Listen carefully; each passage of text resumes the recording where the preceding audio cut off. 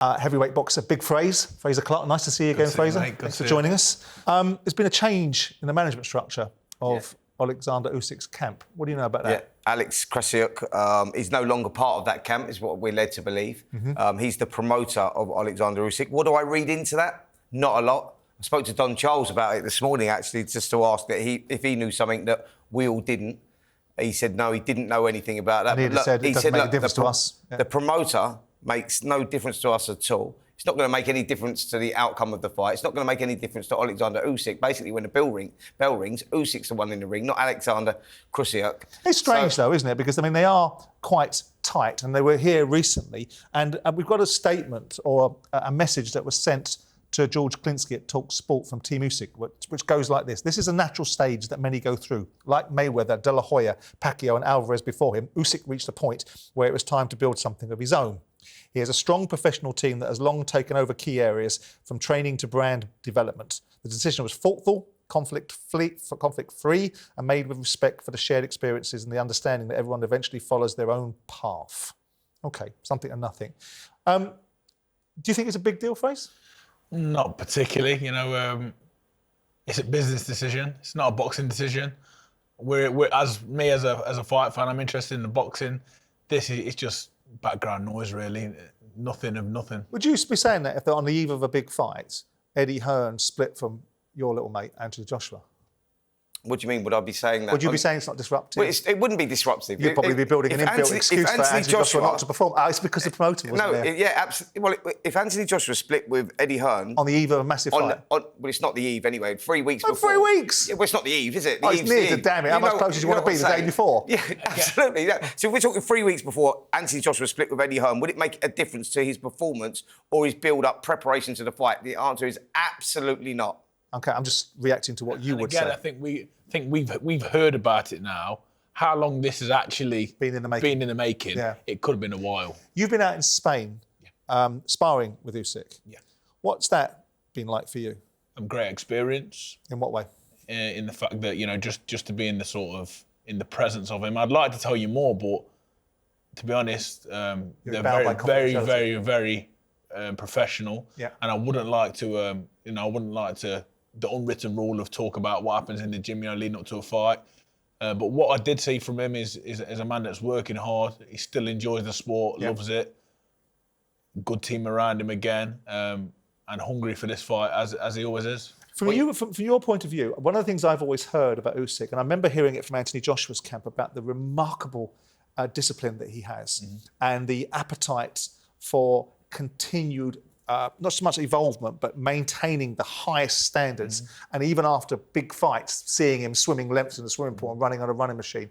From other camps that you've been in, and other fighters of an elite level that you've sparred with, how does Usyk's environment differ? I'm not asking for details because I know you don't want to breach any confidences, but how does it stand? Is it a different level than you've ever experienced anywhere else? I was in the gym for one sparring session prior to leave for some personal reasons. But from what I see, I was there for a week, and from what I've seen that one day, he's just a high-level professional, like I've seen with a lot of other people. You know, things are done right, things are done to a certain standard. There's high standards within the gym from the whole team. But other than that, you don't get to see a lot of Simon. Whereas when I was with Joseph Parker and Andy Lee for a little while in Saudi and in Ireland, it's very much like you're part of the team sort of thing, you know. With Usyk, it's very much secluded. He does his work with him and his team, and no one else sort of gets a sniffing. Again, without giving anything away, just how good is Oleksandr Usyk? You know, I mean, you sparred all the heavyweights. Yeah. What you see on the TV, what you've seen over his career. Yeah, but the reality of being in there with him. He's very good. There's no doubt about it. He's the best I've been in with. The best I've been in with, definitely. In terms of skill, elite level professional, I'd say. Obviously, the other side of that fight is Daniel Dubois. Daniel was talking to Queensberry Promotions last week. Let's have a little listen to what he had to say. He had a lot to say at the end of the first fight, and I've heard you say that this time you'll have something to say to him at the end of the fight. Have you thought about what that's really... Yeah, we got something for ready. Let's tell him on the night after the fight. Any clue? No clues, man. No clues. You guys are going to see a spectacular show. Do you think he's got better since the Fury fights? Because 24 rounds with Tyson Fury, right? You know, and he's won a lot of those rounds. Could he have got better? I think he's a little bit worn. Those 2 fights with Fury and the fights with me and everyone, they've all taken a little bit out of him. Now I'm gonna make. I've got to know what I've got to do. I've got to make him old on the night. Like you say, you can turn a guy old in one night in a fight. And that's what I've got to do. You know, that's what they'll say. If you do get your way, they'll say Usyk got old overnight. Who cares what they say? Just getting all the belts and doing my job and getting victories, all that I care about. This will be a spectacular thing. The whole world will stop, not just England, but America, all over the world. This will go out to him with the whole boxing world and everything else. And yeah, let's create history. Spence, I mean, when you listen to Daniel speak, and we've listened to him speak over the years, and sometimes he hasn't been the most articulate and able to express himself, but we've got a very different animal now. This is a person speaking in a very different way than he spoke in the first fight against Usyk, isn't it? Yeah.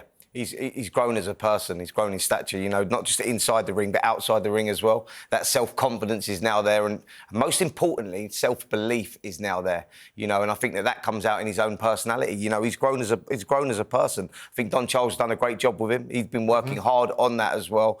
And we see a different person, a different animal to the one that boxed back in 2023. I mean, you know, you look at Daniel Dubois at 27, Frazer, he's just getting better and better all the time. And he's right in many ways in what he says about Oleksandr now. Oleksandr has reached his peak and maybe just starting to come off. And those fights against Fury, you know, those couple of fights against Fury will have taken something out of him. And timing is everything in boxing. Mother Nature waits for no one, Spence, you know, in this game. And I think we all know that. And seeing the development of Daniel over the years, from being on the GB squad with him to seeing him turn as a young pro and going through the defeat, the hardships, and coming back and doing fantastic and losing to Usyk. He is a very different animal now to the first fight. I do believe that. And we talk about Usyk's age, but I just think this guy's a little bit different. I think, obviously, we've seen from him in his career. You can't sort of tarnish him with the same brush as everyone else, because he's done things a lot differently. The wins over Joshua, the wins over Fury, we all had a question mark, didn't we? Can he, can't he? And he seemed to do it. And he's done it with flying colours as well, by the way. So age is a number for a lot of people, but for him, I think you have to treat him a little bit differently. It's also fair, with the exception of the Joshua fight, which was pretty much one-way traffic for Daniel. He's had a few battles, you know. The fight against Filip Hrgovic was a hard fight. And the fight against Joe Miller, which is the turning point for him, some would say, wasn't it? Because after the Usyk fight, people questioned his ability to overcome adversity. He didn't jump on Usyk, and we couldn't quite understand why he didn't. And we asked Don Charles, and he got a bit snarky about it, but notwithstanding it, he didn't jump on Usyk with that big delay, and that's experience. And then, obviously, he took the knee in the ring, and because we all suggested he'd run out of gas, and we can't quite work out what the thinking is as to whether that's a quit or not, right? But the Joe Miller fight was the rebuild, wasn't it? Yeah. In terms of Daniel Dubois, because it showed a different character. It showed all the things that had been written about him previously were beginning to come to fruition. And then the Hrgovic fight, that everybody thought was going to be a step too far for him, he took some serious punishment in that fight, took some big licks, early didn't he? on, yeah, he did. And then got himself into the fight. How do you see him winning this fight? I mean, I'll ask you if he wins or not in a second, but how do you think he has to fight to win? I think you have to make Usyk fight 3 minutes of every round. You know, I think Daniel has to sort of dictate the pace in terms of you can't let this man get into a rhythm. But don't they all do that? Isn't that what Tony Bellew said? Obviously, everyone says that, but it's one thing saying it, and it's another thing being able to do it. It's chalk and cheese. It's very difficult. Like I say, I was in the ring with him, and what Tony said is bang on. He doesn't let you rest. Yeah. You don't know what's coming. You don't know when it's coming. You don't know how it's coming.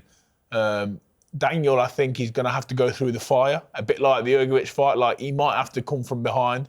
He might have to have conceded a few rounds and a lot of shots. But then it becomes a choice, you know, what have you done in your training camp? What is inside your heart? Are you willing to go through the fire to come out the other side? See, Daniel has left no stone unturned. I know that because I'm with them on a regular basis, speaking to Don Charles on a regular basis, seeing Daniel in the gym. And it is that self-belief that will make the difference for Daniel if he's going to go on and win this fight. You know, and it's like you say, Oleksandr Usyk is the master of making fighters work when they don't want to work. He controls the space with his feet, makes them feel under pressure all the time. His timing and his judgment of distance is key to success because, you know, that's how he gets so many shots off and the punch, you know, the punch output that he puts there. I think that Daniel has to be prepared to go through those frustrations and just keep trying to break that rhythm. That's how he wins the fight. I think they know that as well. He's fighting for the undisputed title of the world, undisputed championship. I don't expect anything else. I mean, I know he's had his defeats, but if you were going to do it, this is the time. You leave everything. You leave everything. You know what I mean? Never been done before. Never. Do you think he can do it, Simon? I've always felt he could do it. Yeah. I've always felt that he has the capability of doing it. The thing for me is I think that Daniel Dubois is an irresistible force. I'm just worried that Oleksandr Usyk is an immovable object. Yeah. I think you have to have the very, very best version of Daniel Dubois and maybe Usyk off by 2 or 3%. Dubois wins the fight. You're exactly right. If he is to win, no. If he's to, I'm going to pick him to win because I want to. Now that's me going with my heart because he's an Englishman.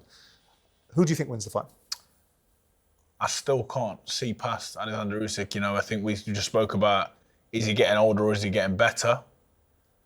I think the way he lives his life. Get off the fence. He's going to win. I think Usyk. Usyk. Yeah.